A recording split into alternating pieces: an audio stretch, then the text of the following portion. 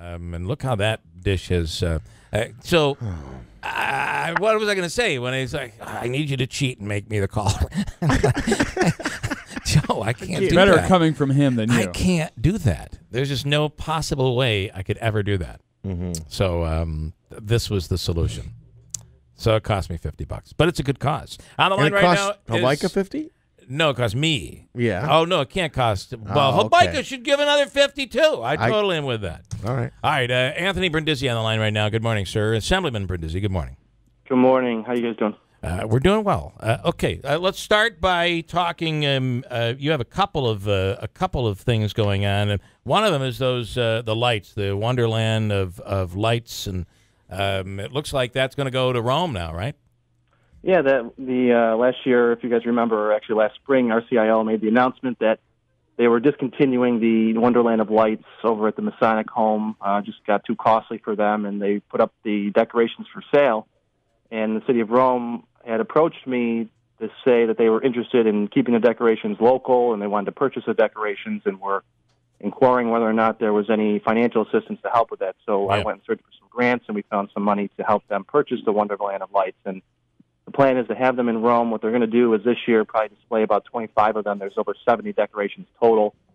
Display about 25 this year, and then form a committee after the season to really determine what is the best use of the rest of the decorations and get them displayed for everyone to see next year going forward for generations to come. The other issue is, which is awesome, and we saw the same thing happen to the Trinkus Manor lights. And they're in Rome, too. Those are in Rome. Yeah, those are in Rome as well. Also, fourth annual Warm for Winter clothing drive to the Rescue Mission of Utica. And the Rome Rescue Mission and the Mohawk Valley Resource Center for Refugees. Something we do every year. We have this coat drive, and we give the donations of all the coats to the rescue missions in both Utica and Rome, and then the Refugee Center here in Utica as well. And this year, I got to say that the response from the community was tremendous. We had over 1,000 coats and hats and gloves collected, and we're going to be distributing them today to the various entities that we're collecting for. And I just can't say enough of how great the community has been and how much generosity they've shown for this clothing drive. So I really do appreciate that. All right. Good stuff. All good stuff. And then we turn to politics. I know I didn't have you on for this, but I would like to. Is there an election going on? I cannot help but talk about a couple of things. And I want to stay local. There's some interesting things coming out right now. First of all, wondering, there's a lot of things being circulated. We have two very interesting stories. One on Martin Babnick this morning, which I think is a negative, and then the stuff that's coming out on Assemblywoman Tenney. There's an email that's being circulated, also a TV commercial, and I believe that she was in the southern part of the district yesterday, hammering the candidate that you have endorsed, Kim Myers. Yeah, I think it's pretty unfortunate that Claudia's out there attacking Kim right now for what Dick's Sporting Goods is doing, trying to accuse them of moving jobs to China when they don't even own facilities in China. You know, when it comes down to economic development, you have to look at the records of each candidate. And when you look at Claudia's record, I mean, quite frankly, she's voted against very important economic development programs for our area. You know, for years and years and years, the Utica-Rome area has been neglected by the state, by Albany. And finally, in the last few years, we've been receiving a lot of state attention, whether it's for Nano or for a new hospital or for other things. You know, we've gotten close to $1 billion of funding into the area for these jobs. And unfortunately, Claudia has voted against every single one of those programs, which is, you know, the job of a representative is really to represent your district. And we all stand by our principles, and I understand that. But when it comes down to it, you're there to fight for your district. And when you vote against millions of dollars coming into your area, I don't see how you could claim you're a jobs candidate. I want to ask you about this email that's being circulated. It seems like it came from within the campaign, the Assemblywoman's campaign, or Claudia Tenney's campaign, I should say, concerning the fact that the missed votes. And up to this point, Claudia's really denied that and said that, and this is something we really dug in on in the springtime and didn't get anywhere for the primary.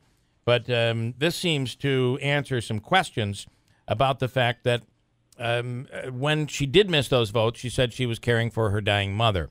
Turns out the dates don't match up, just like we had talked about. And an email went out to her campaign, and this is the email that's been leaked, and it is an authentic email.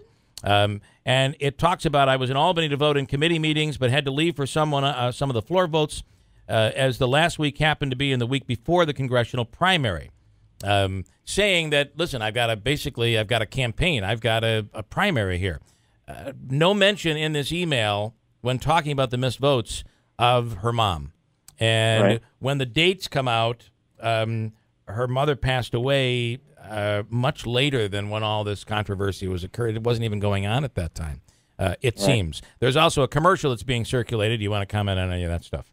Yeah, I did see that last night, and it's unfortunate. Look, there's no question she missed the votes, 480 votes, which was the third highest of any member of the assembly. And we now see this email coming out saying that the reason was because there was a primary happening a week later, and that's where her priorities were at the time. They were campaigning, not doing the job that she was elected to do, which is unfortunate. But you look at the votes she's missed, that's one thing, but you also look at the votes that she's voted against, and that's in terms of the economic development jobs and things like that really are going to help this area. That's what we're there for. The big thing that concerns me too is we have a lot of federal jobs in our area. You look at what's happening at Griffiths in terms of the research labs and DFAS and the Eastern Air Defense sector, and those jobs are always under threat every couple of years from the federal government of closing, and that's almost 6,000 jobs, whether they're direct federal jobs or defense contractors that are in Rome.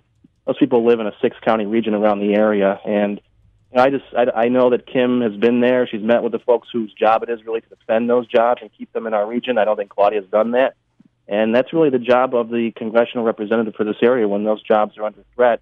Whether it was Hannah or Bollitt or Arcuri, it's really their job to quarterback the effort to protect those jobs. And unfortunately, I haven't seen her at too many of those meetings in the past trying to protect those jobs. And I don't know how we can go forward with a representative who doesn't seem to care much about federal jobs and things like that.